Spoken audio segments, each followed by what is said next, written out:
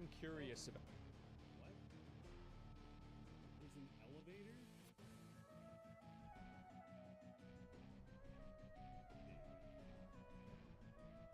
I was running around like a...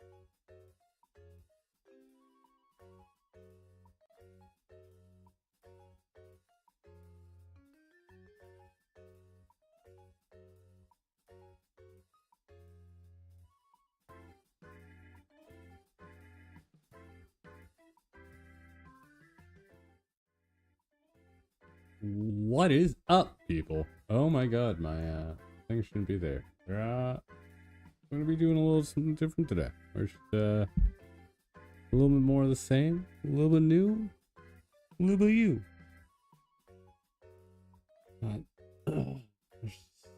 More news.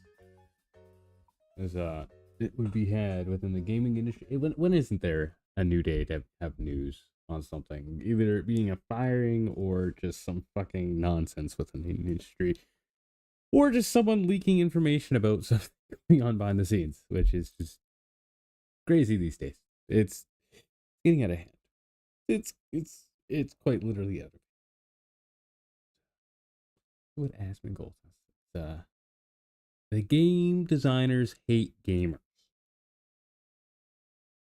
So, see if that's true. Some game designers hate players. Oh boy, it's spicy. Yep, let's read it. Am I allowed to say this? I kinda hate gamers. I'm a professional game designer, and I'm worried that I'm starting to hate gamers. Watching the gaming events on YouTube last month with the chat on was an extremely disheartening experience. Every time a character wasn't a cishet white... Oh, this... He's gonna say something on this, but what was I saying again? something about the Kool-Aid or something? Holy shit. Oh. Someone, I just don't get it. I don't think gamers hate game designers or game designers hate players. It's make good games, man. That's all we want. People will come. This person's already drank the Kool-Aid. Yeah, all right. Well, I mean, that case closed, really. I mean, you see that straight to hell. Yeah, bro, he's already in too deep. He's there. They're part of the cow. So anyway, quit the industry. Well, let's read the rest of this.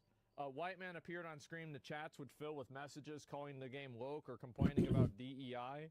Every game that wasn't a shooter or a hyper-casual competitive online game garnered ZZZs and boring comments. I'll read it and then I'll comment. And then I checked Twitter, and it's just people complaining that Metal Gear Solid 3 Remake is not yellow enough.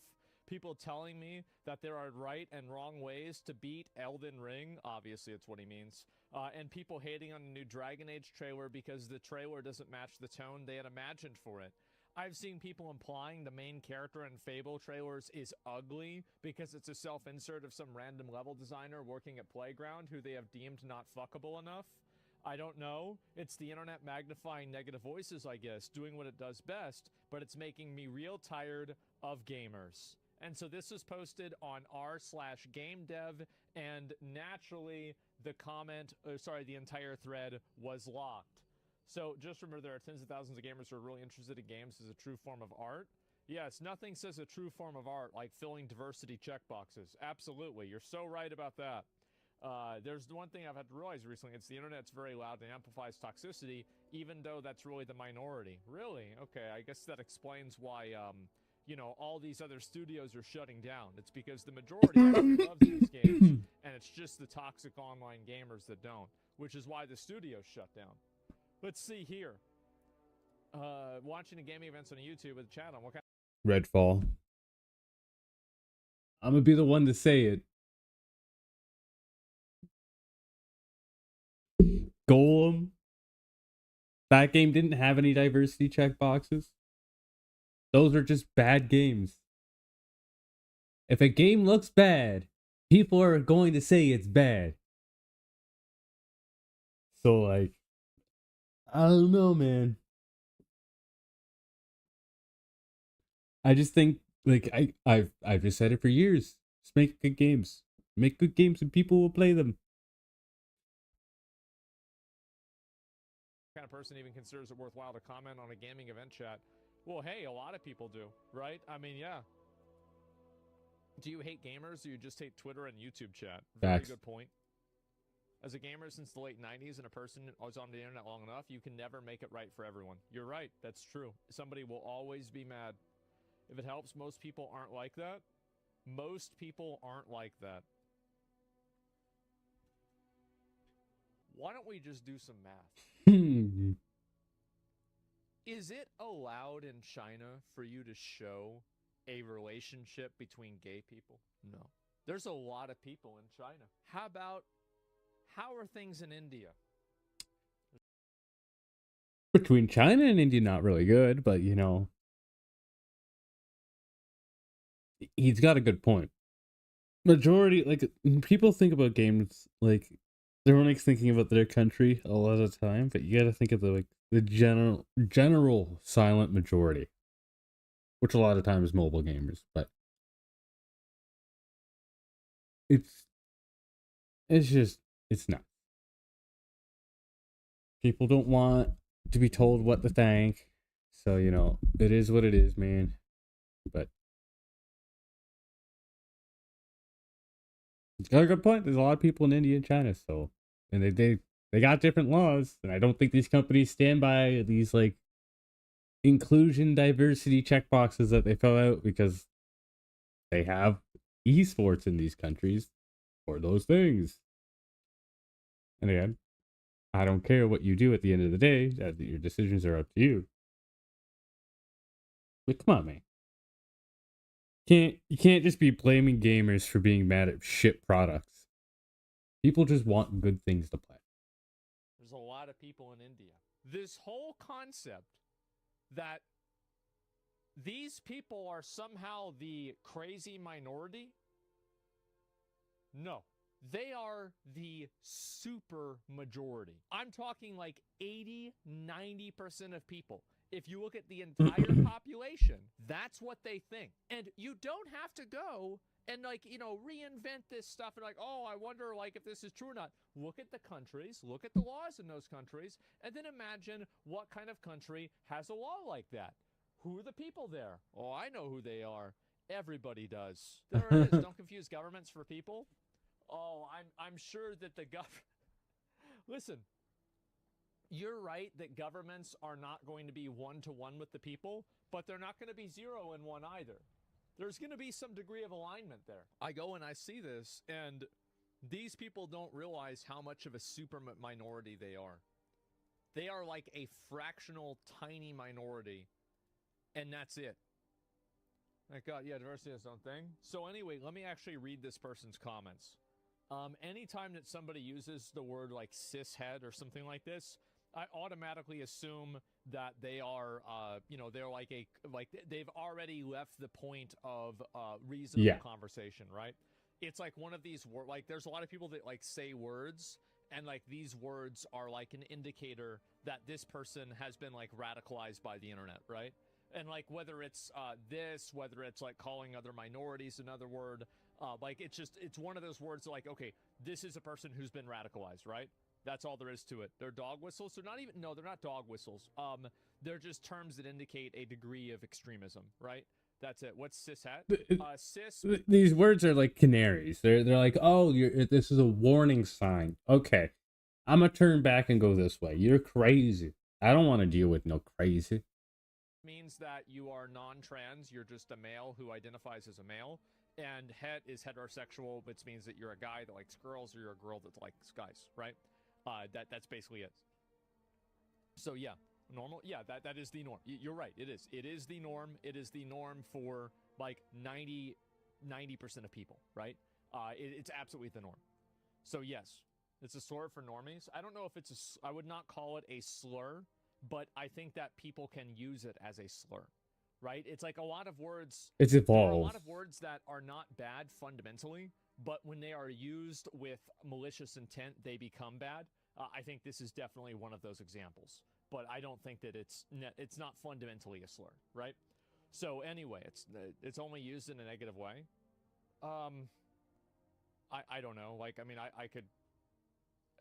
I don't see it that way. If somebody else sees that, I don't. Honestly, guys, I don't care about this I don't care about this argument about whether it's a slur or not. It's totally irrelevant to me because I just don't care, right?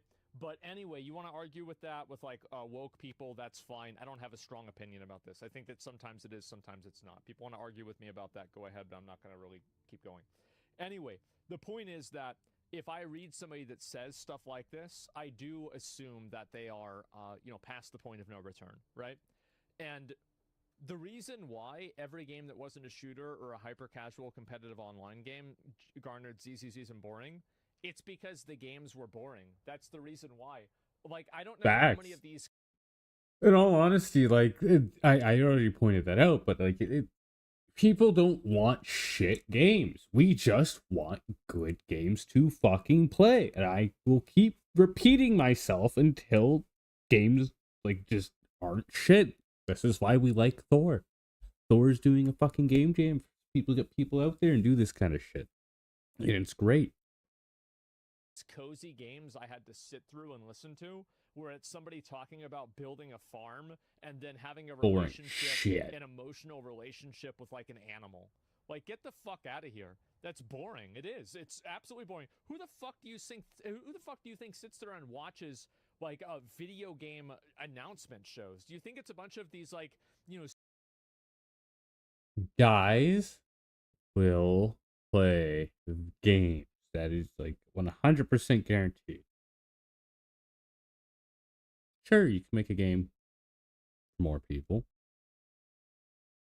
but there's so many weak ass games. We need more Dooms. We need like just brain rot in the right way, you know? Just when games were just mindlessly good fun. Just get lost. It was like, I want Baldur's Gates. I want fucking Elden Rings. Don't get me wrong. But we don't have any dumb, stupid, fun games anymore. Where's my fucking Wrecked Revenge Revisited? Because, like, come on, man. Come on. Really want to play that kind of stuff. I mean, we have GTA 6 coming out soon, so as long as not GTA, as long as Rockstar knocks that out of the park, we'll be good. We ain't have nothing like that or nothing around that stuff. We got so much.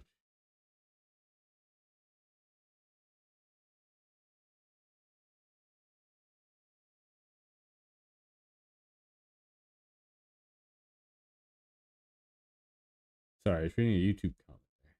Super wholesome Chungus girls that play Stardew Valley? Yeah. Fuck no, it's not. It's the people that are bat-chesting whenever the Doom guy fights a fucking dragon. Literally. It's whenever, Dom saves Marcus from falling off in Gears of War. Who the fuck do you think does this? It's crazy. I'm not being It's sexist. amazing that these people can be so fucking delusional. Like, we need more and look at the analytics for these games. Look at the age breakdowns. Look at the gender breakdowns. And you can see one direct picture. I love how people like to say, girls and guys, there's more girl gamers than guy gamers. That's the dumbest fucking thing I've ever heard. Yeah, sure. If some you girls count play phone games. But we're not talking about phone games. We're talking about serious PC online gaming. There are a lot of guys, and it is a majority guy audience. It is. Unless it's a specific game that has a specific vibe and there's like 3 of them. Other than that, it is a male-dominated space, and it always has been. Will it always be? Hard to say. I don't know. It certainly still is now. I don't know. 85-15 is a lot. Yeah, there it is. And so who's the? I get that. Thank you. Obviously, these things are, uncomfortable because people like to live in a fantasy world, but that's just not the way it works. It's just not. A lot of aging male gamers enjoy cozy games too, no? They do, but a lot of aging male gamers enjoy cozy games because they are less involved with gaming, which means that they're not going to be sitting there watching the live game announcement show. Thank you. Your hardcore fans and people that are guaranteed to buy your games, we've been here. We want your shit, dude. Just give us. Look at FromSoft. We like literally they like the game was bugged and fucking like awful in optimization. People complained about it. I didn't give a shit. I'm like, oh my god, FromSoft, this is great. I don't Oh my god, yes, give me more. Shut up and take my money. Whereas Activision's like, please give us your wallet. And you're like, no, don't take my money, please. It's just, man. Oh. Give us more games. Hopefully Forever Winter will help resolve some of this as well. Because Forever Winter seems like a very, very much looking forward to it. Take your logic and argumentation one step farther, and you'll see that would lead you to the same place that I'm already at. So I agree with you. Wow's my cozy game? Elden Ring is my cozy game. It's fucking amazing. I love it. Facts. I like all games. Most of the time I play shooter and action games. Yeah, definitely. I never see aging male gamers flock to cozy games. You're actually right. Whenever I think of like aging male gamers, do you know what games aging male gamers are excited for? Kingdom Come Deliverance 2. Yeah. Warhammer 40k Space Marine 2. Yes. Helldivers 2. Yes. I hate to say it, but we're getting up there. Gears of War E-Day. Age of Mythology Remastered. Flight Sim 2024. Factorio. And he's not wrong. It's games that require logic or brutal fucking madness. It's great. There's like, he's not wrong. These are the games. I literally said Doom before this too. Like, where's our games like Doom? Like, when the fucking developer of Ultra Kill said, yeah, I don't care who pirates my game, like, just the fact that people could play it, that was so fucking great. And it's a great game. You know what? More people bought the fucking game because he did that shit. Bloodborne. Civilization is a cozy game. Oh my god, Hades is a cozy game. Star Wars Battlefront 2, the original game. That is a cozy game. Just look at your demographic, man. Come on. Just stop bullshitting around. Like, just make shit for the people that want to buy your shit. Stop catering to the wrong demographic. Fuck. Civ 5 or 6 or whatever fucking number it's on now. Those are the games that, like, you know, the 45-year-old guys, the 55-year-old guys, those are the ones they're excited for. It's not some weird pixel art bullshit where it's about some girl that lives on an island and she talks to the person that sells her flowers and there's like a whole relationship you can have with this person. I'm not playing that. Like, yeah, I'm sure some of them do, but no, majority, Kingdom Come Deliverance. What are we talking about? It's crazy. Oh shit. It's really sad. After this, there's Witcher 3. Also, there's a new ending. Solid 3 Remake is not yellow enough. When you say people, do you mean 3 people? Because I've seen conversations about Metal Gear Solid 3. Nobody thinks this. There's like 3 people that think this. Other than that, I think most people are like super positive about the Metal Gear Solid 3 Remake so far. I've only heard good things about it.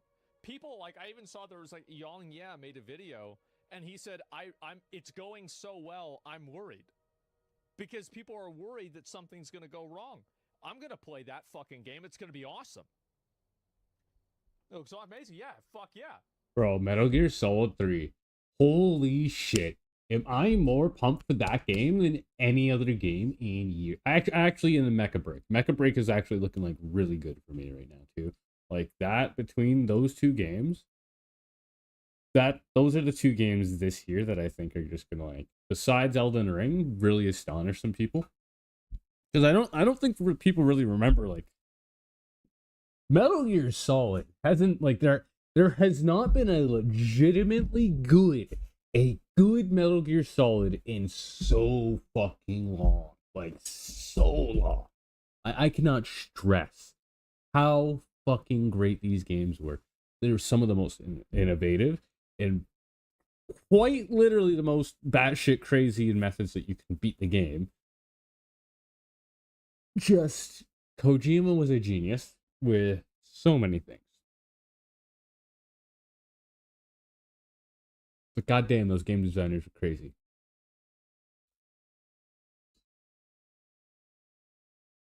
Holy, like in the third game, you can beat one of the bosses by skipping time, and he'll just die.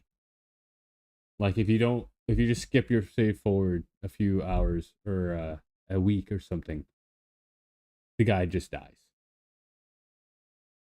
And it's just like, what? It's like, yeah. And then like you can bring like certain things into a fight to like blow up certain things and like that'll kill bosses. It's nuts. It is one of the craziest games like ever. I love it. I love it. Let's see here. There's right and wrong ways to beat Elden Ring. People hating on the new Dragon Bullshit. Age trailer because it doesn't match the tone they had imagined for it. I love how this is supposed to be. This is supposed to be that gamers are wrong. What a stupid. Everything they say is just it contradicts the whole like state of gaming right now. Fucking hilarious.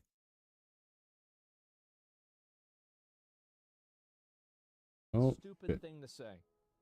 Let me explain why. You don't get to tell people what tone they want for a game. Now, you can put a game out and you can say, this is what I've made, and you can choose to play this or not. But you can't go and tell them you have to like this. Absolutely not. If I do, like, I know Oh this my for my God. stream, and I know this for like games and things that I've promoted. If I do a game, I sponsor a game or publish something or do something, and that game doesn't hit that audience of people that are like part of my core audience that like, you know, a super dark fantasy game, right? Fuck if yeah. I play Zenless Zone Zero today, there's going to be people complaining because I'm not playing Elden Ring. That's the way it goes because that is their freedom as a fan. They're not obligated to stick with you through thick and thin and care about this. People are just obligated to consume the content. Facts. That's it. What are you thinking about? I'm gonna let him finish, but he is 100% right. If you don't like someone's opinion or you don't like that thing, you don't have to consume the content. You don't have to sit through it. It's your choice. And as an entertainer, if you're not doing something to entertain your audience, then your audience will just fucking leave. It's how she goes. Look at Boogie. Like, come on. You can't do that kind of shit. There's you gotta be honest. This is completely intellectually dishonest. I mean, they're already radicalized and drinking the Kool-Aid, so is what it is. But he's 100%.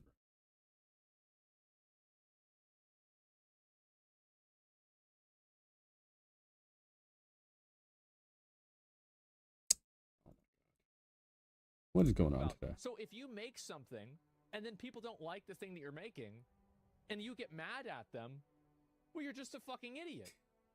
What are you doing? You forgot what your job is. Your job is to serve them. They don't serve you. You serve them. It's such a like. It's exactly this right. This is why, for example, this is why it always makes me sad. I see people shitting on Kai. Kai serves his fucking audience. Whether you like Kai or not, you can't fucking deny. Yeah. He puts on a fucking show. He puts on a fucking show, and he keeps people entertained. And for the people that like him, you don't have. And guys, please don't be one of those fucking like these boring 30-year-old losers in chat that are like, oh, but it's not my type of entertainment. Who gives a fuck? For a lot of people, it is. And he puts on a show for those people.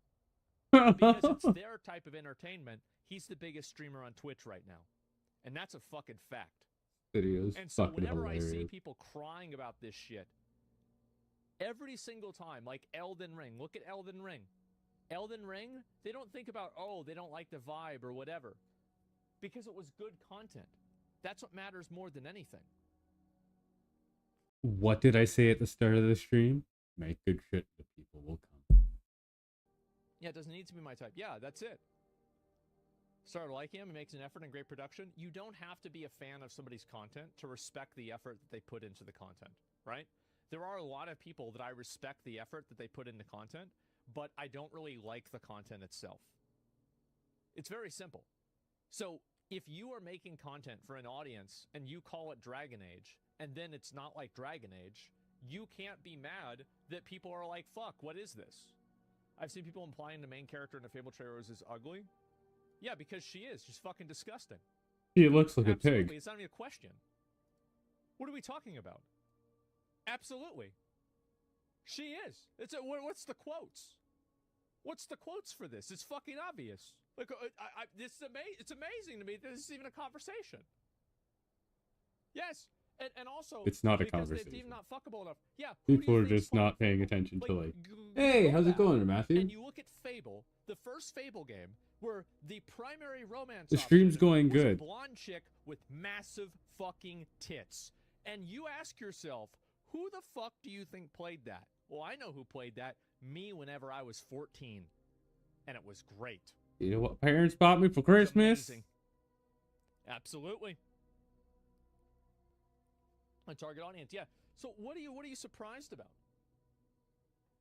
Yeah, Fable, it's a game for guys play Fable. Yeah. It's a medieval fantasy game where you go around shooting people with magic and arrows and cutting people up. And you can do evil things. That's a guy. Bro, I remember playing Fable in front of my girlfriend one day. Holy shit. She was like, what are you doing? You can't just kill all these people. And I'm like, sure I can. Holy shit. What a time. She got so upset. I'm like, I'll reset the save. And I let her try. And she's like, oh, this is kind of fun. I'm like, yeah. And then I got her playing Dark Souls. And then we played GTA for like 30 hours. It was fantastic. I made her understand. And then she revolted at video games when I started playing Call of Duty. Game. Guys play so you video. have an ugly girl character, you're going to expect guys to be like, oh, this is great? No, they're not. Who the fuck thought this? It's like these people are rediscovering fire every fucking 6 months whenever they make one of these games and it doesn't hit because they're living in a delusion. It's crazy. How do you do this? How can you be this fucking stupid? It's amazing to me. How does this happen? In Fable 1, Yeah, I'm just he's so mad at how stupid these people are. Like, I mean, he's not wrong to be. Like, it's just... Games are just... People want good stuff. And people aren't making good things. So they're not buying the good games. Yes, 100% the lol caveman. Can't even play as a female? Yes.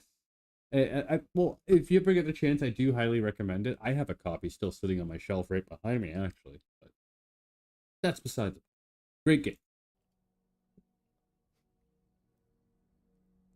I didn't remember that because like I would always play as a guy character. Yeah, there you go. There it is. Some reason serious. Yeah, the truck wasn't it? So many people are explaining this, and the game devs don't get it. They don't get it. And the thing is that the game developers that do get it will succeed. Ugly women are the functional equivalent to a neckbeard Cheeto eater. Yo! Roasted. I don't think Fable's gonna be released in whatever state it is right now. Really hope the character is customizable, because holy shit, I don't want to play it. Ugly McUgly Pants. I'd rather be Bodie McBoatface. Either of those. Exactly. Nobody wants to play as an ugly chick. Like if you are making a character in a video game and the female character is like, if you have a side character, it's like just like one character in the game. But you should absolutely have attractive characters in the game. Yeah. Never put ugly characters in a game. It's stupid. Baldur's Gate. Anytime that I see somebody that has an ugly character in a game and it's not like basically a bad guy, like here's a really great example. So I've been playing the first Descendant recently. Okay, this is made by a Korean developer. So this is like ground zero for like toxic traditional values. So yeah. The only fat people in that game are evil, and you shoot them. I wonder And they're why. called predators. You know, are they predators in the sexual kind? Does that be bad? That'd be real bad. That's just the way it is. You gotta burn them, Nobody man. wants to see that. No one does. This shit that joke, sounds but about right. crazy. Yeah, there it is.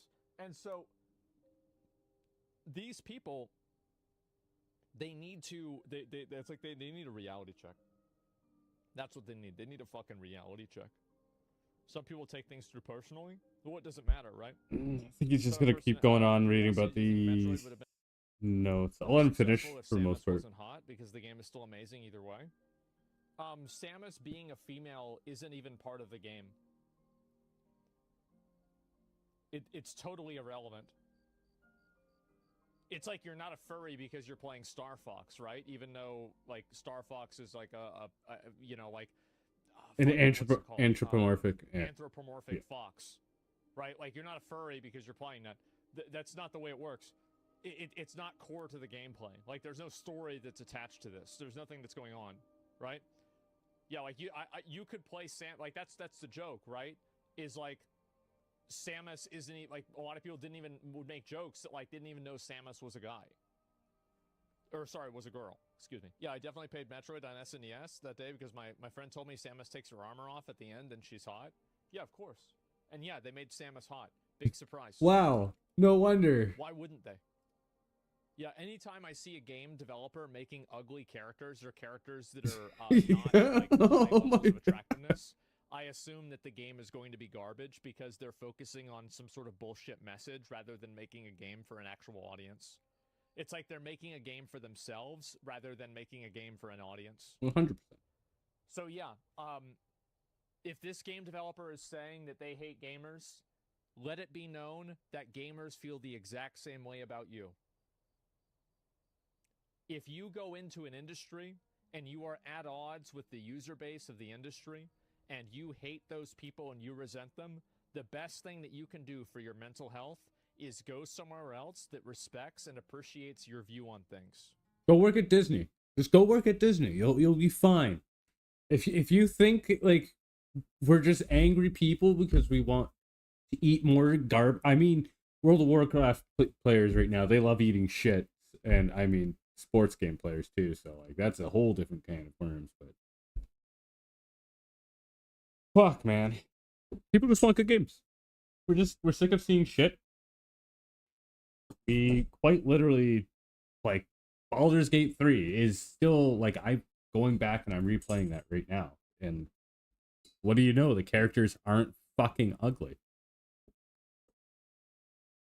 Pretty big surprise, you know? Like would help sales, making your characters not hideous to look at. Look at what the player base on Pokemon Go when they did that update even. They made all the characters wide or like whatever and like super bland looking and did not go over well. Hilarious stuff. That's what my perspective is. Remove yourself from the situation. You're not going to change biology. You're not going to change the way society thinks about people. Nope. Stop it. Can you ask how much diversity is good? Can I ask how much diversity is good? I think that diversity happens naturally when you allow people to collaborate and do things freely. I think that's the truth. It happens naturally. And if you look at a lot of the old game development studios, it's not all white guys. Yeah, it's a lot of them are white guys. Yeah, sure, right? But like not all of them, no. It's the same as a lot of groups of gamers. Like how many of you guys, like ask yourself the question, how many of you guys that have played online games for over 10 years, like, you know, it's like, I'm the only, like, besides my one friend now, like, I'm the only black guy amongst my friends. Like, come on, man. Like, depends where you live in the world. like if you were to get all the guys that you play games with regularly together, it's not going to be all one group of people. No. It's going to be tons of different people. Yeah. Right? That's it. Mankind peaked in the 1990s. Yeah. Facts. It should never be forced. Yeah, it's not a big deal. Mostly white? Yeah, big surprise. Yeah, I bet. I bet. Yeah, absolutely. Like, racial differences exist, right? And like people can see that, and being a certain race is part of a person's identity. And so gaming allows people to overcome that, but overcoming something implies that it exists. So yeah, of course there's going to be majority of people that you're going to be interacting with that are going to be like you, but there's also a Yeah. huge contingency that aren't. And that's my point. Obviously, people are going to feel more at ease around people that look like them. It's not really that big of a surprise. That's human psychology. That being said, I think that video games, what I find to be so sad about this, and this is the real tragedy. And this is the last thing I want to say about this, and I want to move on. The last probably move on, right? I mean, I have a million things to say about this. The real tragedy is that I think online gaming has done more to get rid of xenophobia, and it's done more to get rid of racism than anything else almost in the entire world. I used to have a buddy. I didn't know he was actually this is perfect. He is like full blown, like raised in the sticks, like racist, like white guy. Bro, this guy, he now is like, man, I was so wrong. And I'm like, yeah. And he's like, holy shit. And it was after years of just playing video games with each other. We played Destiny 1 all the way through pretty well from the Crota raid all the way until Destiny 2, until like the third expansion. Great guy. But my God, did he drop head bombs way too much when we first met? And I'm like, man, could you please? Jesus. It was great. Good times educating people. And so when you don't have moments like those that are genuine anymore, when you have people that like can't connect and overcome these differences, because these differences do exist. And the reason why, let me explain why.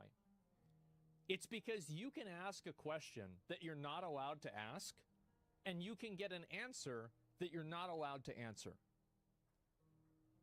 You can ask somebody, like I remember I was playing a game, and I was talking to some guy, he was in the Middle East, and I'm like, so do they let women vote over there? Can they drive?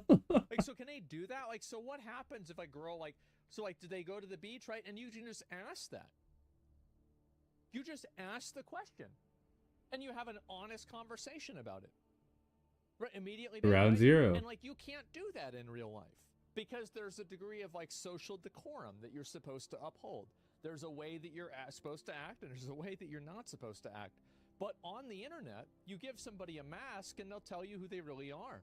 And you can actually really get people to have genuine conversations. You can talk to a guy that lives in Poland, or you can talk to a guy that lives in Argentina, and you're playing World of Warcraft, and you get along with him, even though, you know, his name is like, you know, I think over in like South America, they've got like 4 names, right? Like Pedro Hernandez, like, I don't know, Guevara, some other shit, right?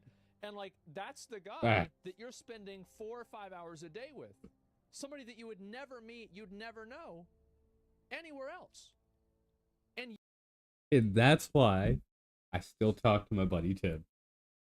You become friends with this person, and being a race or being part of a certain country or religion is irrelevant. It's totally fucking irrelevant. And online games have done so much to move that forward, and they have pushed.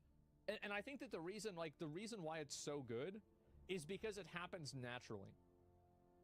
Right? It's like, because you're on a group, you need to invite people, and you want to do something, and you play with these guys, and it goes well, and you keep fucking playing with them.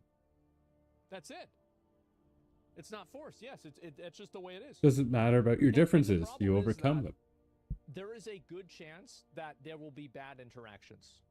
In the same way that there are good interactions, there are also bad ones. And there are a lot of bad ones. But that's natural. And I think that the good interactions outnumber the bad ones 100 to 1. And I think that does so much for getting people to understand other cultures and other people that it's sad for me to see people always focus on the negatives of online gaming, because I feel like it's been such an enriching force in making people globally conscious and reducing xenophobia worldwide. I'm a huge advocate of that. And I think the reason why it's been successful is because it's totally fucking unmoderated. You can say and do whatever the fuck you want, and there's basically nothing that's going to happen to you. And it's beautiful. Unless you're in Britain or China. That's the problem. That's the problem for losers and pussies. But that's the beauty for people that actually want to grow as a person. He's right.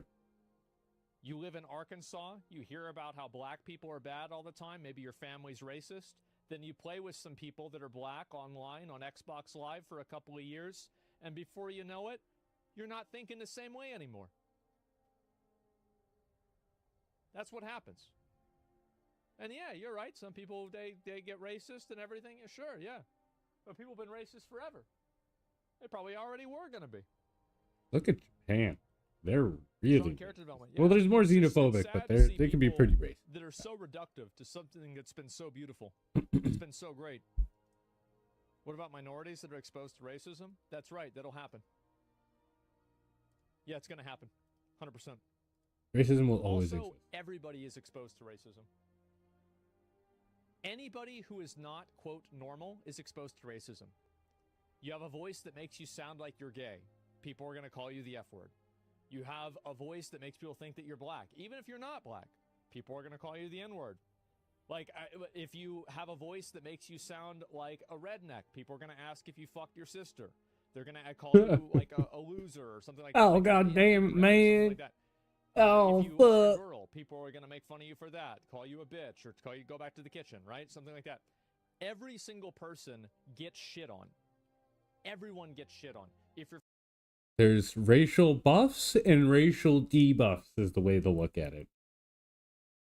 from the Middle East, people are going to bring up like terrorism or something like that. Absolutely. That's the way it is. If you're Indian, people are going to bring that up and start trying to do the Indian voices to you, right? The head That's the way it bobs. is. And they do it to each other, by the way. It's not like it's only white people doing this to minorities. It's minorities doing it to each other, too. In human history, humans will find a side and find the differences in one another and choose to pick at them. It's learning to not succumb to our own human stupidity and understanding. We're all idiots. And you know what the worst thing is? Is that a lot of people that aren't from young guy aggressive cultures don't realize that that's usually how friendships start between a lot of asshole young guys. I know I've had that happen many times. Many, many times. Fucking right. That's how Oh my god. And the reason why guys bond that way, by the way, is that it's a shit test to filter out people that are uptight and unable to deal with conflict or not socially adept. Because like if somebody's going to get bent out of shape or like upset about this, they're probably a weird pussy and it's better to stay away from them. So you just get that out right in the open, it's done. Okay, let's move on. And I just laugh. Yeah, there's the reason. Most young people fall into this category? No, they don't. No, they absolutely do not. Most, like, I bet if you went and you talk to a bunch of 13-year-old guys and there were no cameras, they knew that their parents wouldn't see what they were saying, they would be probably acting a lot the same that we did. That's what I think. I agree with that. Okay, I'm going to be right back. But we're going to talk about the new ending found in The Witcher soon. Like, holy shit. After 9 years.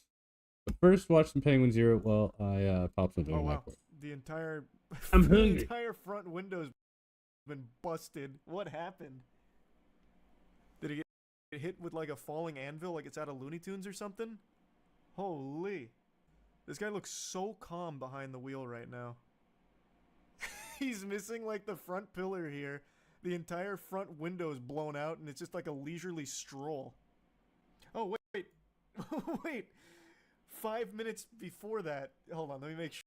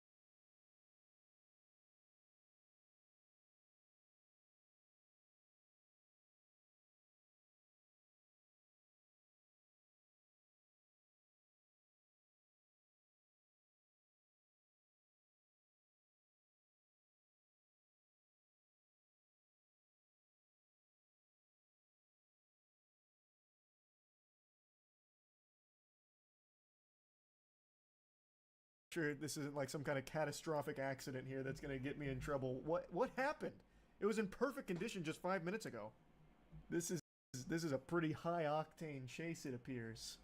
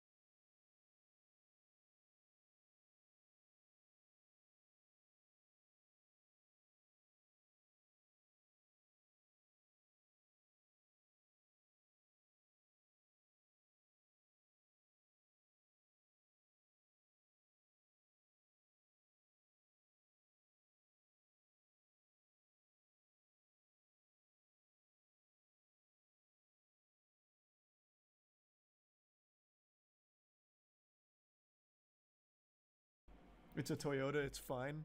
Yeah, I guess so. So it looks like they had him ready, busted, about to pop up on the screen here, and then he just decides, fuck it. And just blasts it. He says, safety be damned, I'm just going for it. Yeah, it'll buff out. It'll buff out. Is there anyone covering this with audio? Or do they eventually get audio?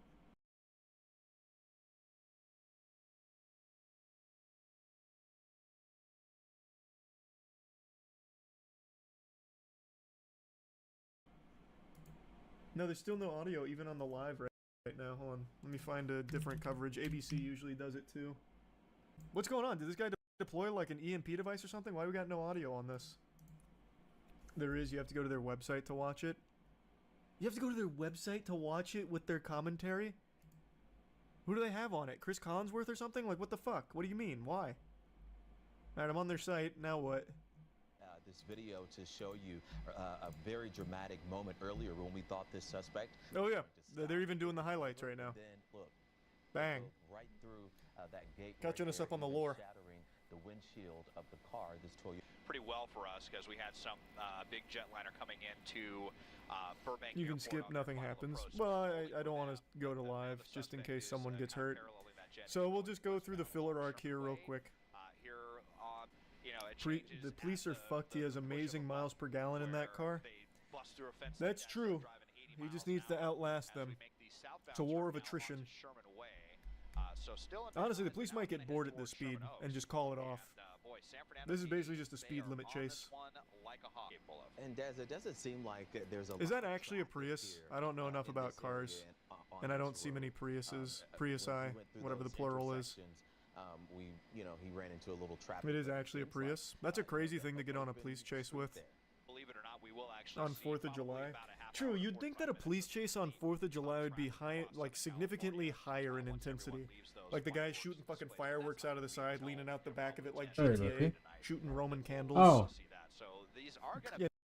I'm retarded. I had this in the wrong browser. Oh wow. The entire front window's been busted. What happened? Did he get hit with like a falling anvil, like it's out of Looney Tunes or something? Holy. This guy looks so calm behind the wheel right now. He's missing like the front pillar. Holy here. shit. The entire front window is blown out and it's just like a leisurely stroll. Oh wait. Wait. 5 minutes before that, hold on, let me make sure this isn't like some kind of catastrophic accident here that's gonna get me in trouble. What happened? It was in perfect condition just 5 minutes ago. This is a pretty high octane chase, it appears. It's a Toyota, it's fine. So it looks like they had him ready, busted, about to pop up on the screen here, and then he just decides, fuck it, and just blasts it. He says, safety be damned, I'm just going for it. Yeah, it'll buff out. It'll buff out. I can replace the flame. It's fine. It's fine. Is there anyone My parents will covering know. this with audio? Or do they eventually get audio? No, there's still no audio even on the live right now. Hold on. Let me find a different coverage. ABC usually does it too. What's going on? Did this guy deploy like an EMP device or something? Why we got no audio on this? There is. You have to go to their website to watch it. You have to go to their website to watch it with their commentary? That's bullshit. Who do they have on it? Chris Collinsworth or something? Like, what the fuck? What do you mean? Why? My on name's their site, Morgan now Freeman, and I'm This broadcasting. video to show you a very dramatic moment earlier when we thought this suspect. Oh, yeah. was They're even doing the highlights right now. Then look, Bang. right through that gate. Catching us up on the lore. Shattering the windshield of the car. This Toyota. Pretty well for us because we had some big jetliner coming into Burbank. You can Airport skip, on their nothing final happens. approach. Well, Hopefully I don't we're want to go to live the just in suspect case is, someone gets kinda hurt. paralleling that jet So we'll just go through the filler arc here real quick. Here are, it The police are changes fucked. He at has the push of amazing a miles per gallon in that where car. they bust through a fence like That's that, true. driving 80 He just miles needs an to hour outlast as them. we make the southbound It's a war turn of now onto attrition. Sherman Way. So still in Honestly, the Maryland, police now might gonna get head bored at towards this speed Sherman and Oaks. just call it off. Boy, San Fernando This is PD, basically just a they speed are limit on chase. this one like a hawk. Capable of. And Daz, it doesn't seem like there's a. Is lot that of actually a traffic Prius? here. I don't know That enough is about a cars. fucking But I don't Prius. see many Priuses. Prius. Oh my whatever the plural God. is. He ran into a little traffic. It is but actually a seems like, Prius. That's a crazy thing to get on a open police chase street with. there.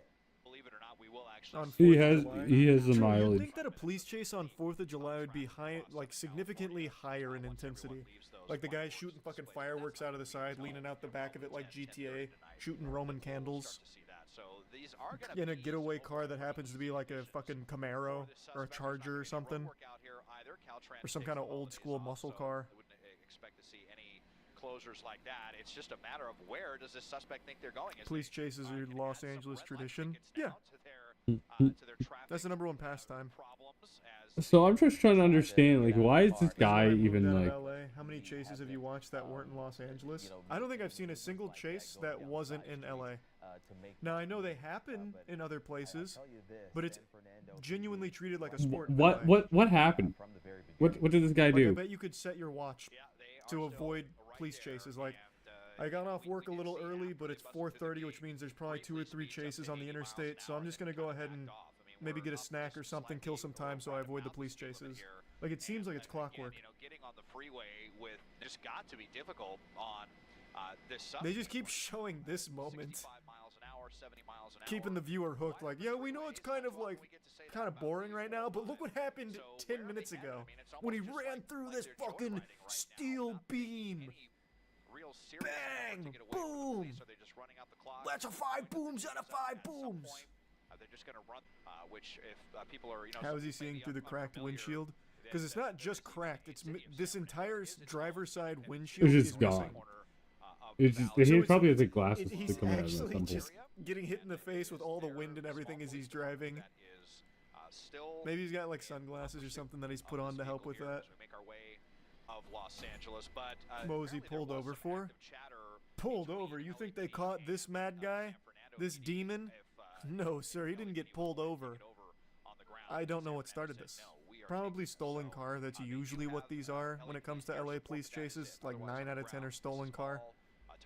I love that you guys. Why the fuck would someone steal a Prius?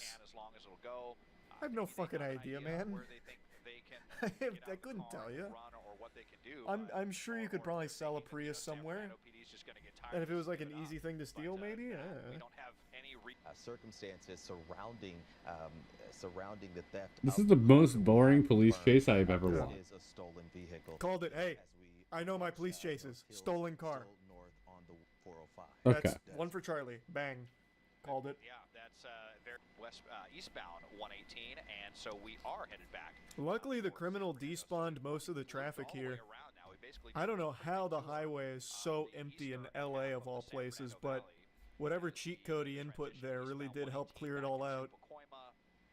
Do they get? Is there anything more American than watching a car chase? The suspect. Nah, it's about as patriotic as it gets, watching a good old-fashioned Prius car chase. It's really hard to say Okay, because this is- it is such a rarity.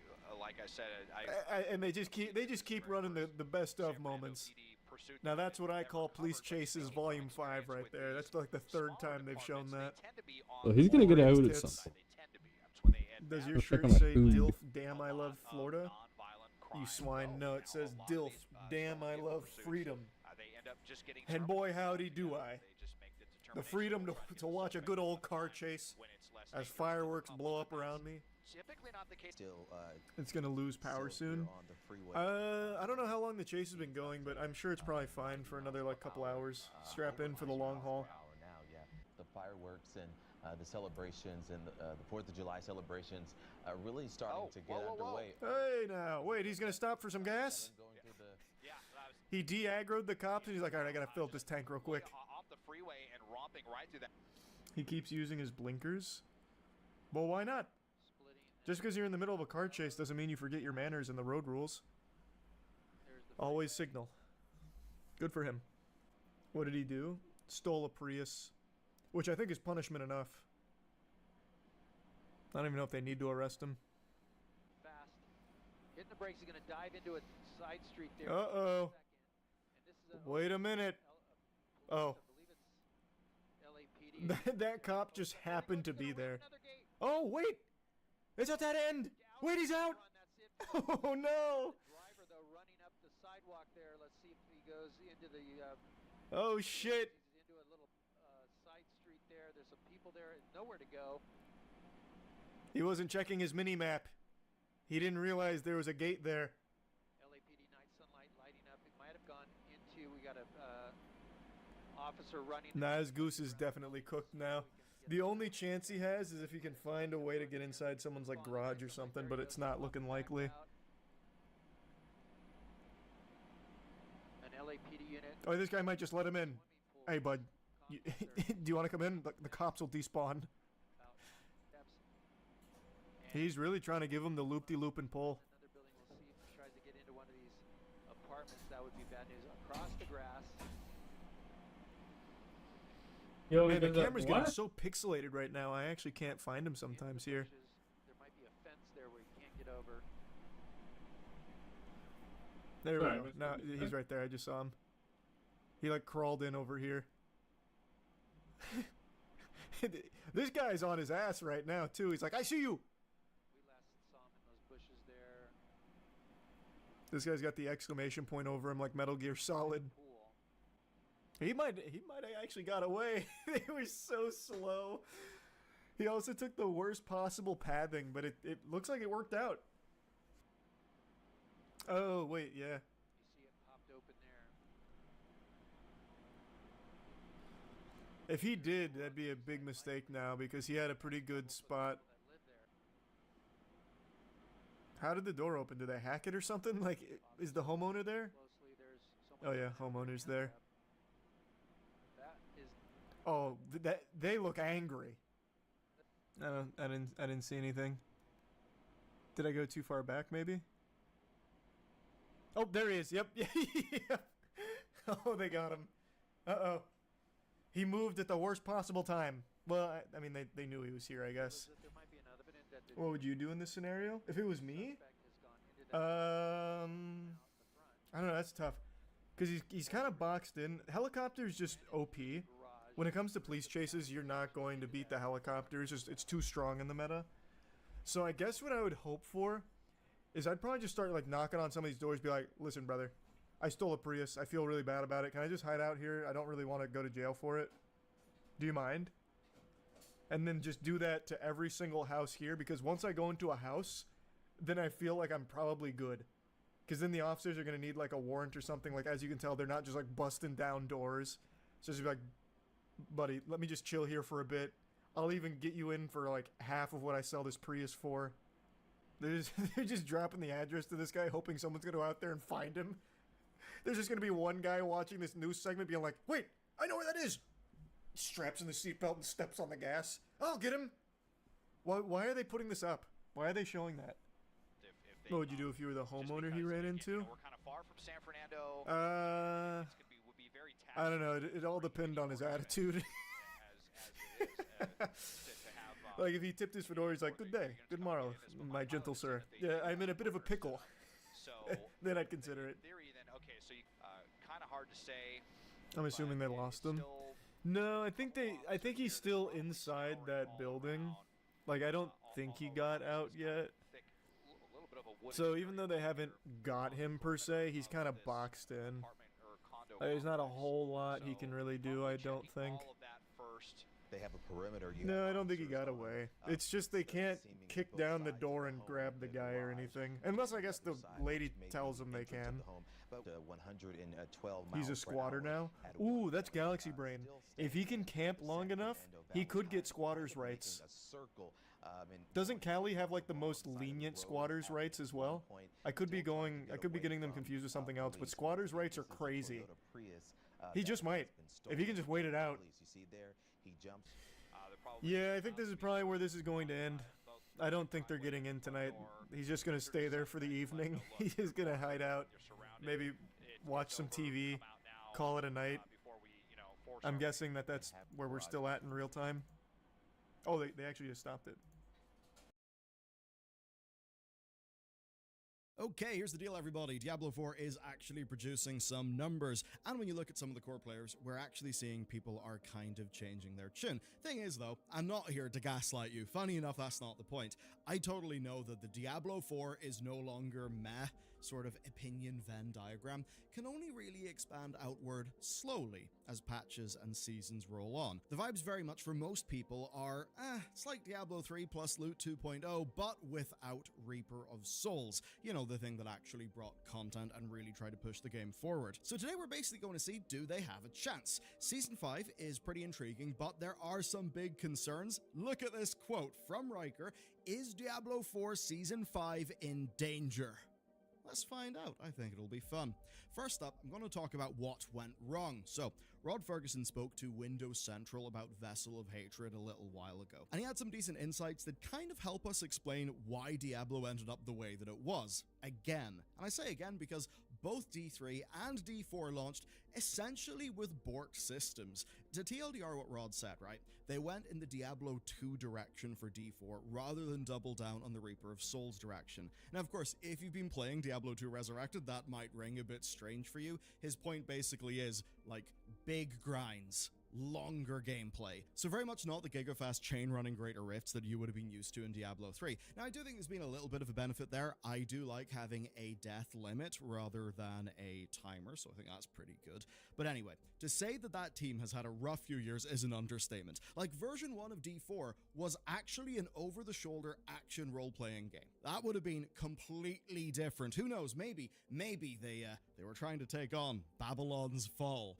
Anyway, the dev process was super hectic and the stakes were super high. Blizzard was basically screwed for ages. The team for Diablo 4 was really big and really expensive. And then, of course, all of the awful PR and an environment where Riot Games were just down the road offering massive amounts of money, some of which would prove to be perhaps a little bit unsustainable given that, well, they announced a big 5-year plan, and I suppose as 5-year plans often go, it didn't exactly work out for them. Anyway, overtly D4 is a massive success, the fastest selling Blizzard game ever, and things quickly went wrong, just like they did last time. And you can basically see why. It's all about hypothesis, right? As Rod said, Diablo 2 is a pretty different game, more of a slow grind. But for Blizzard, right, a game has got to be mass market. That means big, high budgets, lots of fidelity. So what they essentially had was a minimum bar of just expense that was super high and a design hypothesis that essentially was untested and I remember hearing about Diablo 2 from my buddy when I was in grade school on the playground. Went over to his house and played that shit for hours. I wasn't allowed to play that shit at my home. That was Diablo, the devil. God damn. Greatest fun I've ever had. Now I own the game. So I level up. Remember, they did not do any end-game beta testing. Yeah, and the beta testing that did happen was late. It absolutely wasn't good. And if you're wondering why other action RPGs can just hit community feedback faster and actually give you the exact sort of game you want, basically it's because those are games made by fans directly for fans and not necessarily for legions of new fans. New fans would be nice, but hey, it's Blizzard money. They've got to try to get Call of Duty people playing Diablo. And we know they think that because there's Lilith running around in Call of Duty. Now, to do a quick dive into the numbers, because I like it when we can be grounded in just some numbers for our discussion. Okay, here's Steam for Diablo 4. 20,000 reviews all time, 2.5k recent. All-time reviews are 71% positive, while recents are 77. So you can see that that is increasing a bit. Now, Steam is obviously not the core Diablo audience. At launch, 10 million people were playing between console and Battle.net, and since then, both Steam and Game Pass have happened, which probably have increased the player count pretty substantially. Now, for actual play numbers, we're limited to just Steam, and then seeing what the rankings are over on Xbox. So here's the Steam chart since November 2023. You can see that it opened to about a 10k daily peak, at least that's what it was settling into. Season 2 and Season 3 did not have big staying power. Season 2 was a little bit of a miss, most people thought. Season 4 is a massive spike. Pretty much had the game going up to around 29k and then hovering at a strong number, and then it surged. On June 9th, there's a spike that set it to an all-time record of 39k players, and that rapidly dwindled to 11.5k. But there is a reason there. You can basically see their anniversary event, the free weekend, and of course the Xbox showcase just getting more buzz and eyeballs. And I do think that with the XP bonus, people get excited. You probably pull forward a lot of playtime from the future into right now because people know they can play more efficiently right now. So I think that probably is responsible for both the spike and of course the dip. Now, all this means that they are teed up for Vessel of Hatred, but of course, before Vessel of Hatred, there's Season 5. Now, the idea for Season 5 actually caught my eye in a way that I think Season 4 didn't for loads of people. Season 4 is interesting because basically it was them acknowledging that some directions were wrong and changing a lot of the fundamentals of the game, doing things like improving the Hell Tides. That was all really good, but of course, what people want is new features, new experiences, something to actually make you want to play rather than less pain when you do play. And that's why when I saw Why I Quit Season 5 PTR and Diablo 4 Season 5 is in danger from Riker, that I thought, okay, maybe we should talk about this. Now, if you want more content from our team and you want to replace those spoken What could be words with happening some in written Season words, 5 that you could be can check causing out so much Loading problem? Screen. It's available at bellular.games for our supporters. Essentially, it's our daily newsletter that we run during the week. In that, you get lots of fascinating stories, things that of course we can't fit into this channel, as well as release radar. Basically, it's a great way for you to be plugged into what's going on in gaming and I suppose get some different perspectives on things. And this week's episodes have been guest written by Matt because Connor is off for the week, so you can check those out. A big thanks to all of our supporters, and with that said, time to hop into Season 5. Here's basically the rapid-fire version of what's going down. There's a new mode called Infernal Hordes. It is a wave-based one. It's set in Hell, specifically the Realm of Hatred. Hatred, of course, means Mephisto, because he is the Lord of Hatred. Now, you'll know him if you've been playing Diablo 2 Resurrected, and of course, if you finished Diablo 4. So Mephisto seems to be the next big bad. We're gearing up to that, and the quest line that introduces this new Horde mode also is basically setting up the Vessel of Hatred expansion. Obviously, Mephisto helped us out in D4, but, you know, he's a big Lord of Hell, so it's not like he's really our ally. No. That being said, I can't believe they killed Lilith. I think she's criminally underused and basically one of their strong, like, real unique, just powerful villains. Also, the Book of Enoch is kind of metal, so I was sad to see it go. Let's talk about how the mode works then. So you enter it using an Infernal Compass, and these are earned from doing endgame bosses, Hell Tides, Nightmare Dungeons, and Whispers. When you're in there, you fight waves of enemies. The waves last It's a video game. They'll find some way to bring her back. 90 seconds, and enemies drop a currency called Aether when they're killed. Then at the end of a wave, you can choose between one of 3 infernal offers. Now, an infernal offer is basically a boon and a bane. It's kind of like a Kiss Curse design. Blizzard gave an example of increased elite damage done against you, but also you getting more Aether whenever you kill them. The idea basically is if you feel like you can push a little bit harder and you want some more rewards, you can do that. Then at the end of the run, you do a boss fight. That boss fight is against the Fel Council, which basically are fallen priests from Diablo 2. So you'll recognize them if you were playing D2 Resurrected. Now, all that Aether, it is spent at the end of your run on equipment, materials, gold, and greater equipment boxes. Thing is, though, it all goes poof at the end of the run. So you don't actually carry it over. It's very much a go in, earn shit, spend shit, go again. And as if this episode wasn't fun enough, now like you get the roguelike. pleasure of me waterboarding you through the internet with word salad, because it's an ARPG, to cover the progression and structure. I mean, it's kind of ridiculous, but it kicks off at World Tier 3, and the harder stuff opens up at level 100. Now, there are 8 tiers of Infernal Compass, but those tiers of Compass only drop at World Tiers 3 and 4. You'll then need Abyssal Scrolls to upgrade the tier of your compasses. What the up to fuck? Tier 8. We got tiers within tiers, currencies and currencies. I really do think that these games rely too much on currencies. I wish there was a different way of doing this. Also, Team Wallets doesn't upset me. Why would you want me to switch from being a VTuber to being just me? Thing, because man, it just seems like if you want to acquire new players, this is a great way to confuse them and make sure they don't come back. Now, there's also good quality of life things. I'll rattle through them. There's no longer the need to reset dungeons to replay a endgame boss, because basically they've added in a summoning altar and you can just summon it. Varshan now only requires malignant hearts. The other items that used to spawn him in are removed. They've made endgame bosses drop more gold instead of rare quality items, which is definitely quite nice.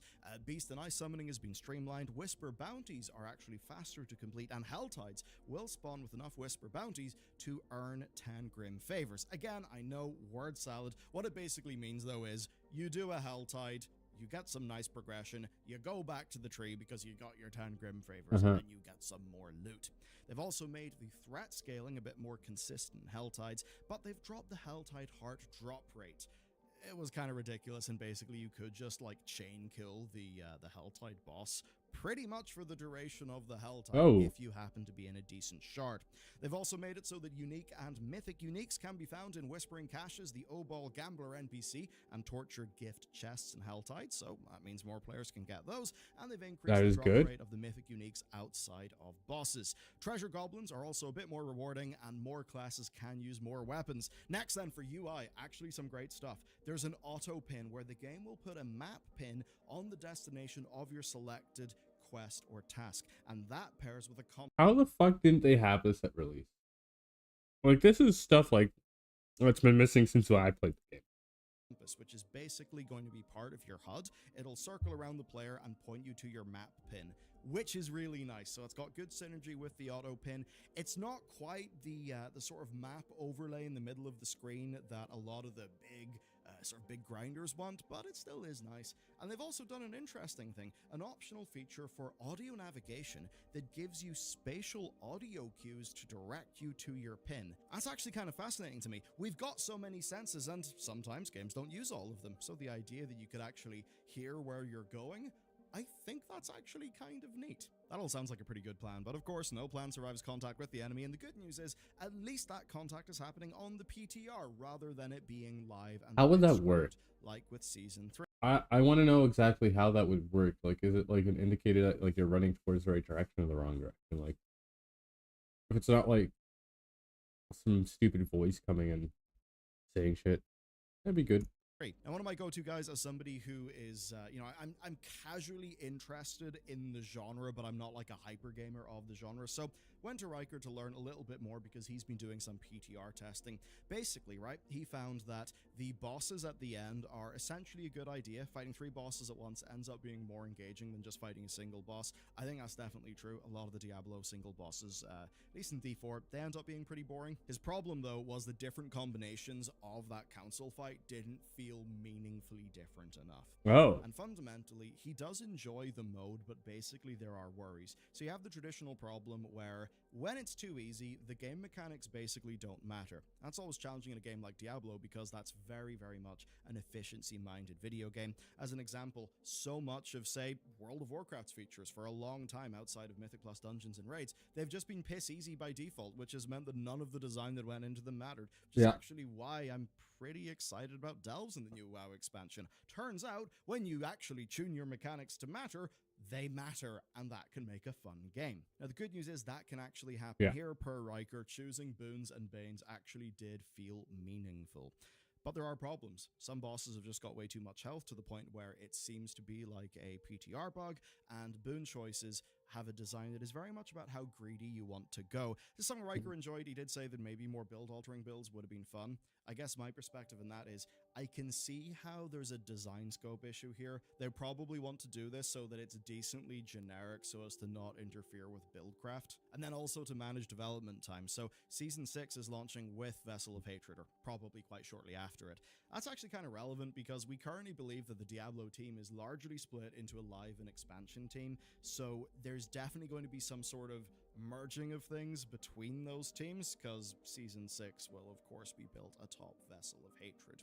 Now, there are other problems. He said that it's, well, to do with the quote actually, because it's a pretty good one, it's not nearly rewarding enough, not by a mile. Rewards need to be increased by an order of magnitude, if not multiple. So, multiple orders of magnitude, I mean, hey, I'll take a So it's too easy and the rewards suck.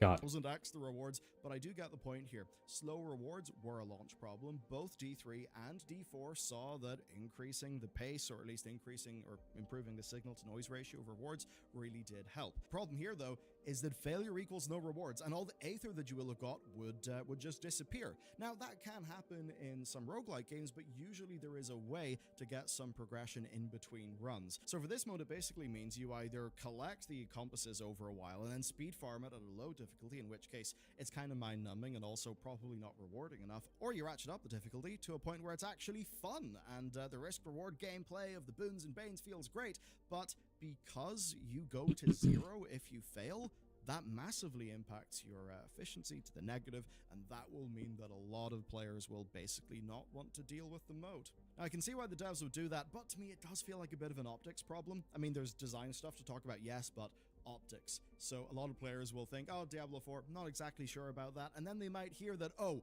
whenever you die, it's just maybe the 20 minutes you put into the pretty hard Infernal Horde. That 20 minutes is just evaporated and has been rendered completely useless. To a lot of people, that'll just feel like an aggravating design, the sort of thing that could just make people not bother engaging with the system in the first place. Yeah.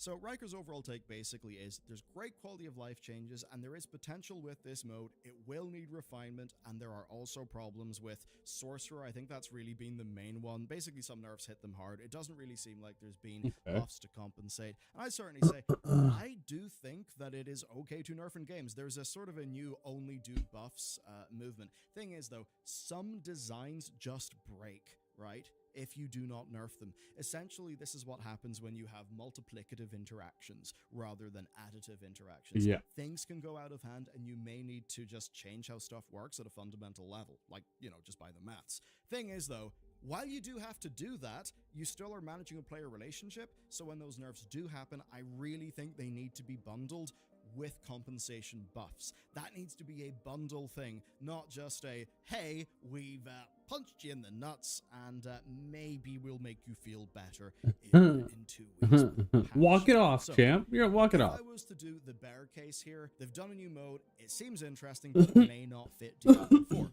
If I was to put forward the bull case, I would say that look at Season 3. Season 3 launched with no PTR, and it really was a bit of a disaster for a few days because they rapidly changed up a bunch of things, and they really turned around player sentiment. I've got to imagine they were planning a PTR in general, but I think the Season 3 thing really just highlighted the need for one. That does mean that by the time this actually hits players, it should be better. I mean, I'll certainly say, like, listening to Riker's ideas of how to polish this thing up, I think they were really solid. One of them, right, was that if you die, well, instead of just all of your Aether going kaput, how about you go into like some sort of shop room where you can buy permanent buffs with your Aether?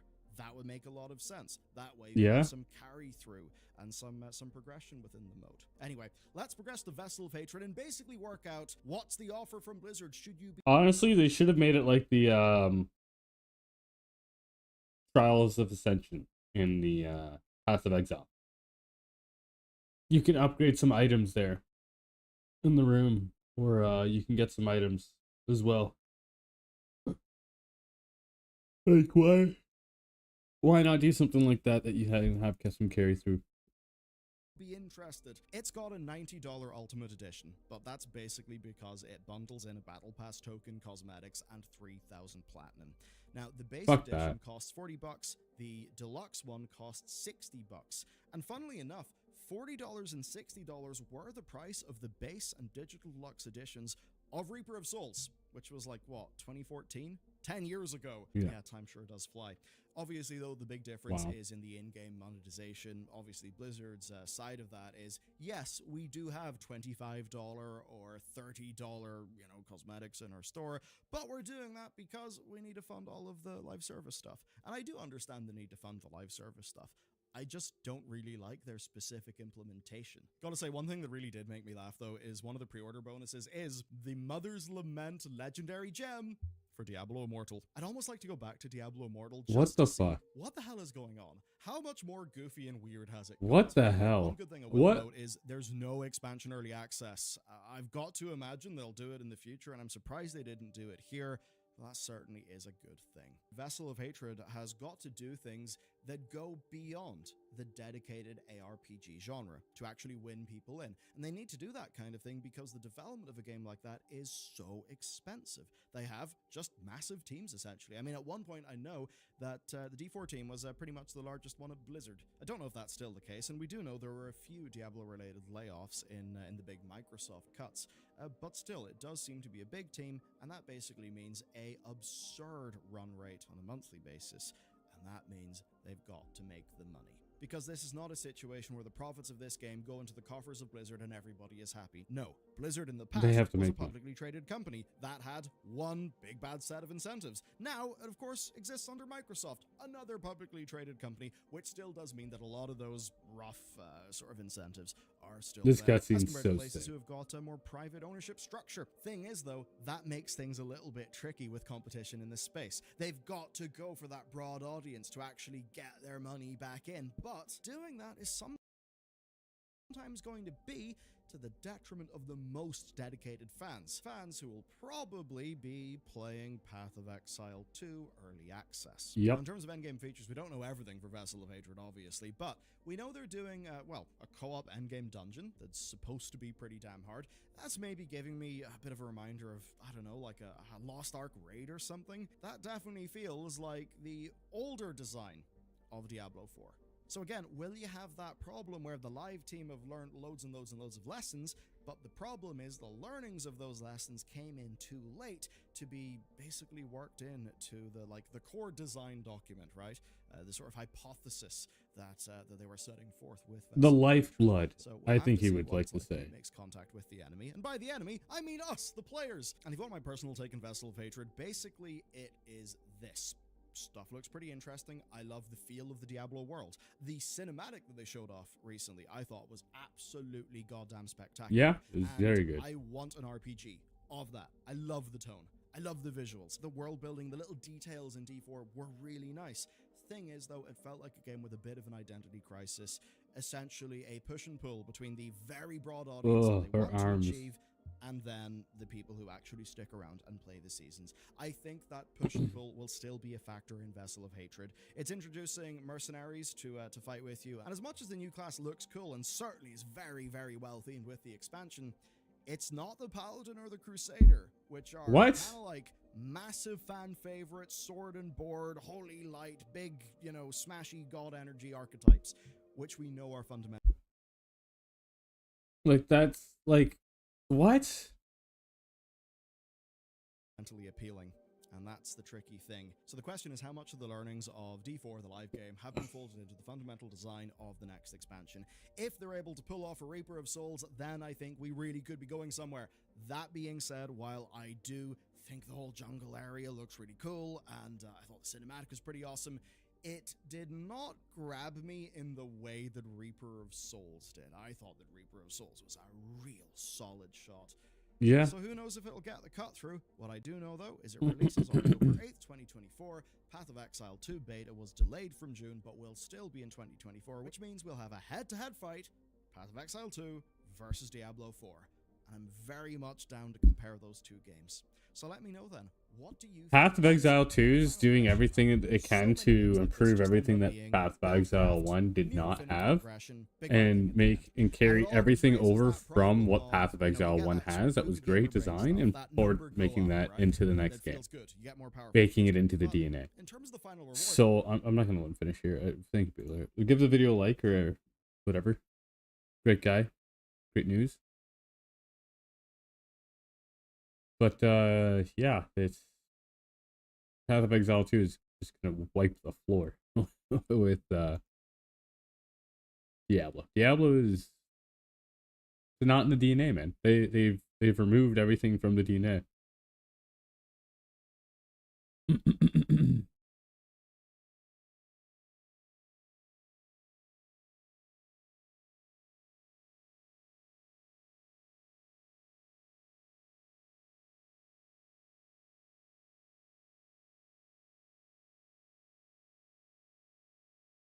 Where is it?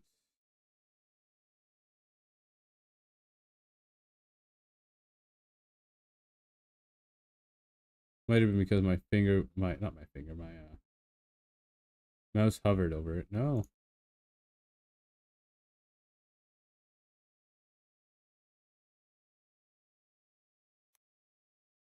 Um,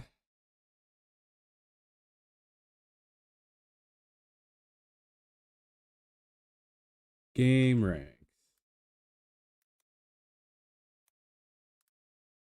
Thought I saw the video. I don't know why it wasn't. Yeah, there we go. Here it is. This is what we came here came here for. Hello folks, today is Friday, July 5th, 2024. As usual, my name is Jake Baldino, here to talk about all the gaming news that has been going on this week. It's a hot, sticky New York summer day, and I hope you guys had a good 4th of July if you celebrate in the United States. But with that, let's just jump into the news. There's a lot. The first thing actually involves The Witcher 3, believe it or not. Who knew we'd be talking about that again? But it's for a pretty cool reason. So if you guys don't remember, the developers CD Projekt Red a couple months back dropped their like Red creation tools or whatever it is, where players can dive into things like The Witcher 3, mod it, tweak it, really mess with it. And they're enabled by these tools provided by the developers now. So with that, people have been making cool stuff with the code and everything in The Witcher 3, but they've also unearthed some cut content. Yeah, like nobody really expected this, but a Witcher 3 modder kind of uncovered some cut, like unfinished ending stuff that changes some things. So shout out to the YouTuber X Latalis and the modder Glassfish777 for both doing this and then breaking this down. There's a lot of stuff after essentially Geralt's big battle with the final big bad of the Wild Hunt. It kind of changes how the end of that fight goes down and how Geralt wakes up after the fight.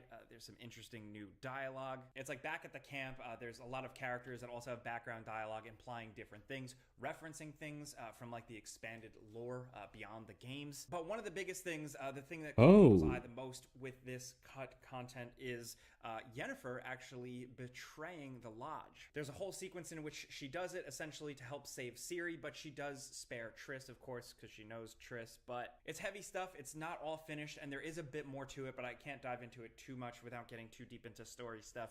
We don't have time for that, but if you do want to check it out, everything will be The Witcher's a big game. Play the game. Play The Witcher. Really. But it's pretty cool. Check it out. Next up, oh man, Resident Evil 9.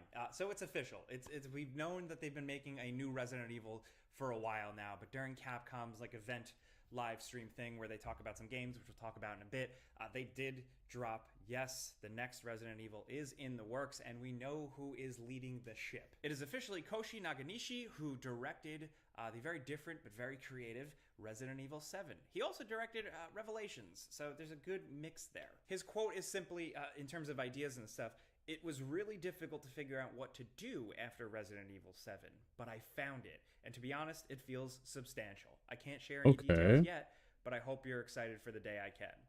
Not gonna lie, a little quote like that, maybe it's because I'm a Resident Evil fanboy, that gets me excited for a variety of reasons. I'm a casual fan. Come up with a new creative spin on taking horror to a different place, like with Resident Evil 7, or I don't know, is it a cool idea that brings things back around to like the original lore, the original characters? Because I've heard rumblings for the past few years now that the next game is going to be back at like a Jill, Chris, Leon type of thing. But you never know. With Resident Evil and with Capcom as a brand and like what they're doing with it, they might just want to continue to push it forward into new weird stuff. So I have no idea what they're actually going to do. Either way, I try them all. I like them all for different reasons. They're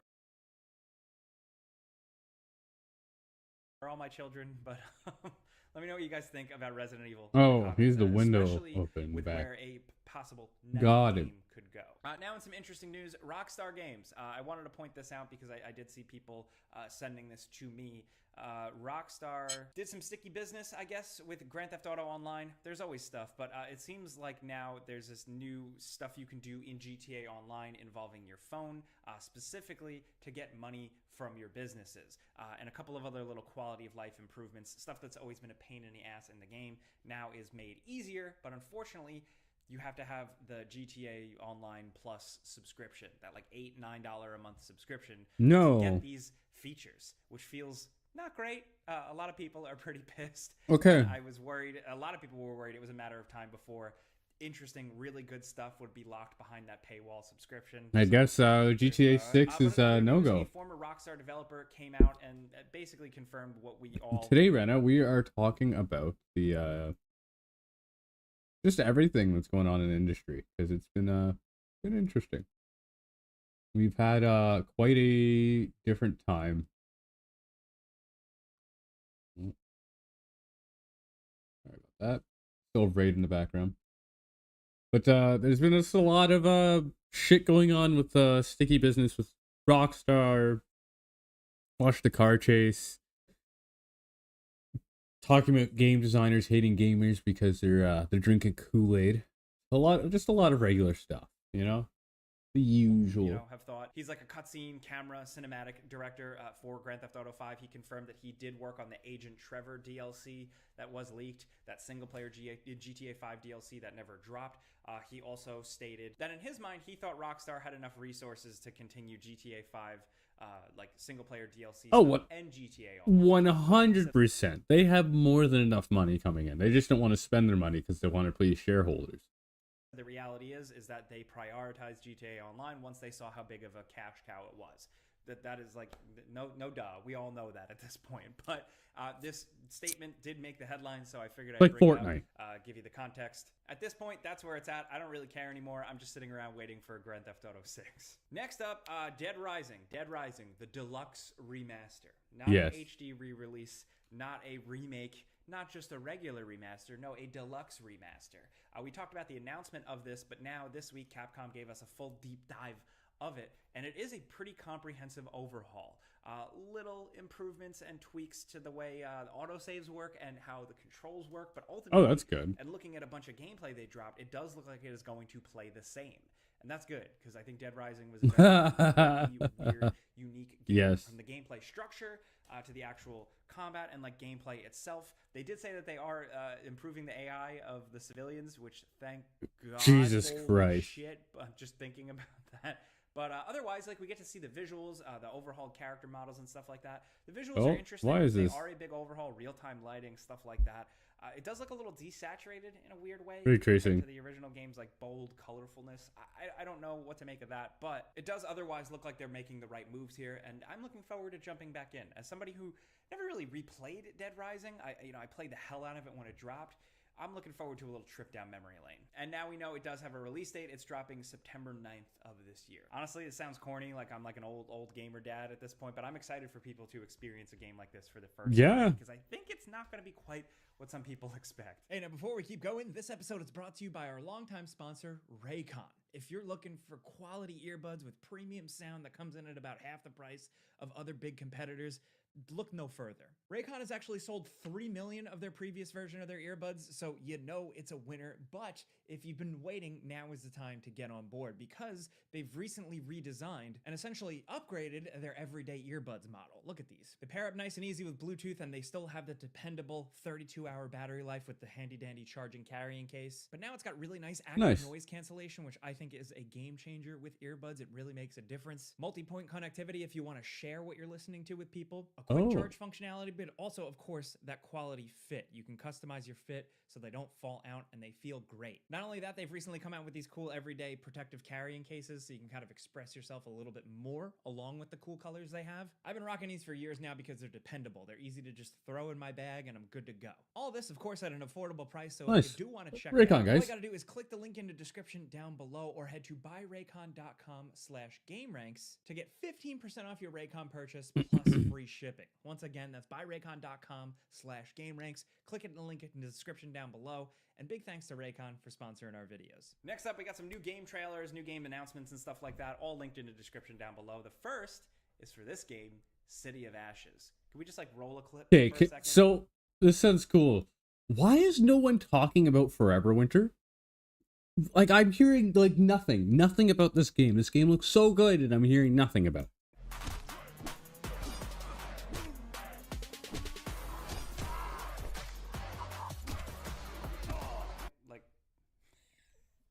This is corny as hell. This is cheesy. At first, I was like, oh, cool. It's like a throwback brawler, corny, like early 2000s thing. But the more I watched this, I was like, oh, boy. This looks... What's going on here? Oh. Look, it's July. All right, like, we don't have a lot going on right now. I just figured I'd show you this, put it on your radar. Also, awful. Interestingly enough, a new Transformers game, Transformers Galactic Trials. While this might not be like the next like War for Cybertron or anything like that, this is an arcade racer, like where you can seemingly transform mid-race. It's very arcadey. There's like multiplayer features and stuff like that. This doesn't seem like it's going to shake the earth. But oh if it's boy. A little good time, I'm open to that. This is dropping October 11th. Also, I just wanted to put it out there in terms of releases this week. We have The First Descendant.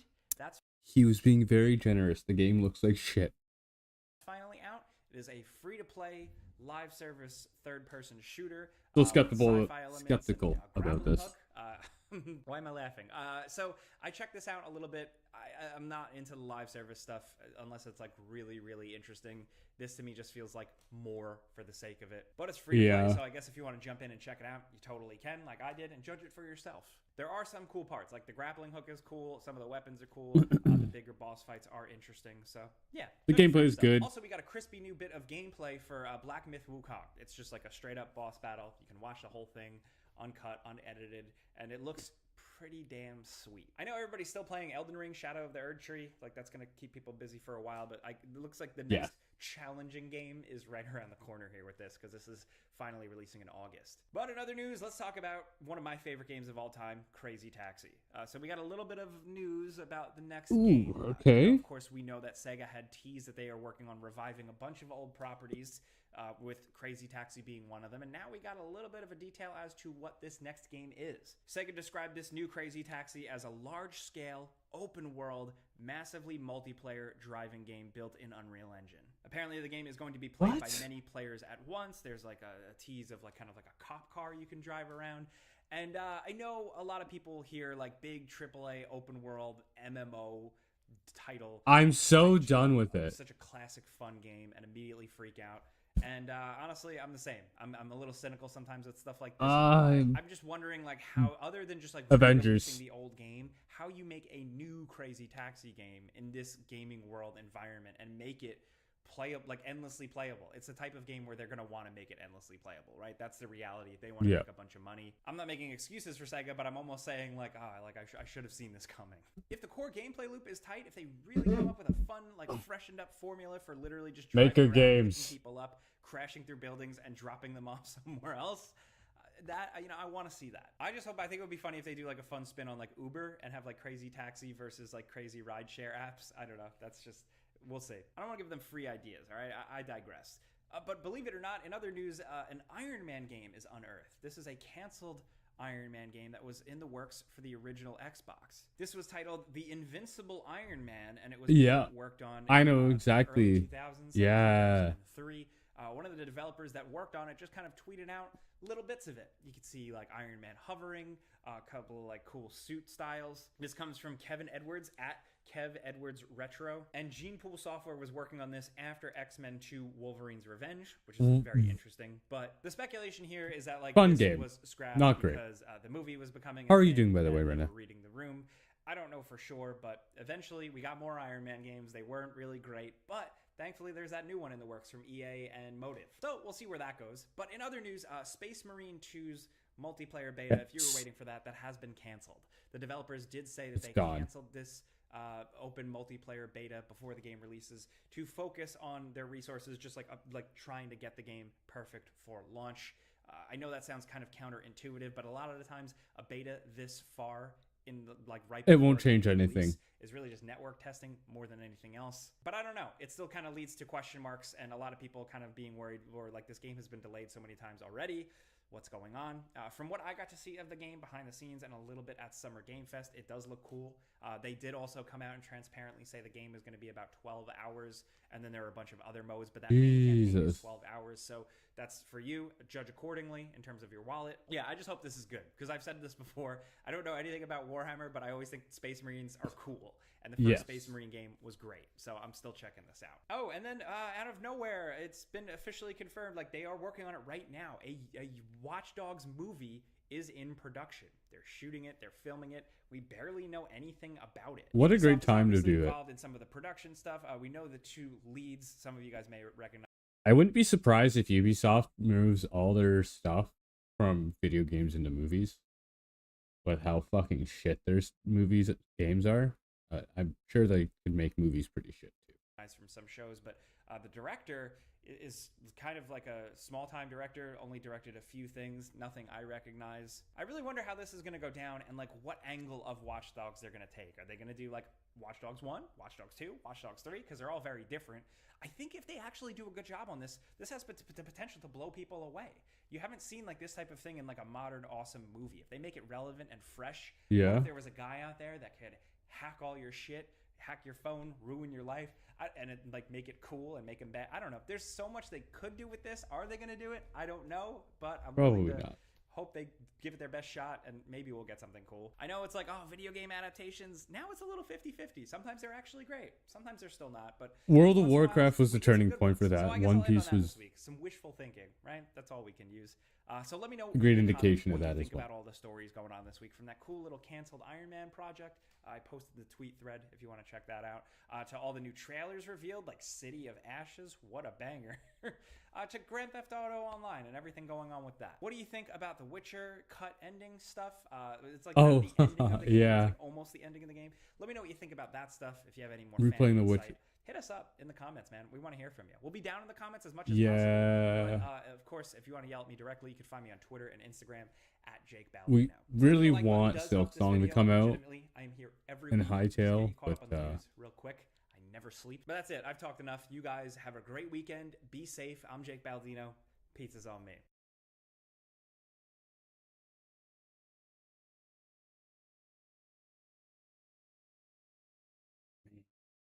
What good news. Thank you, Jake. Okay, I think that's all the news we have for now. Looking at clips. Oh, what are we gonna play? What are we gonna play? We have two options. We can continue the grind like we usually do for League. Actually, you know what? I think we're gonna do that.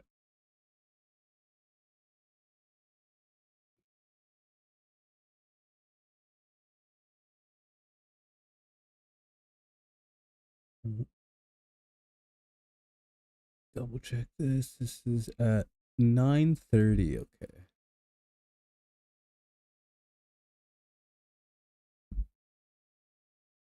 Move this off the side.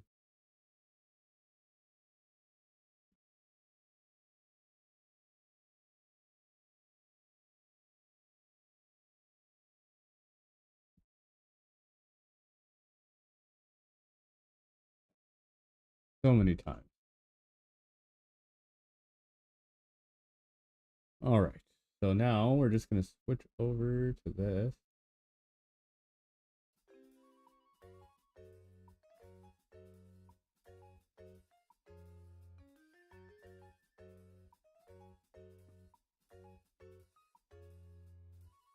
Yeah, it's fine. There you go.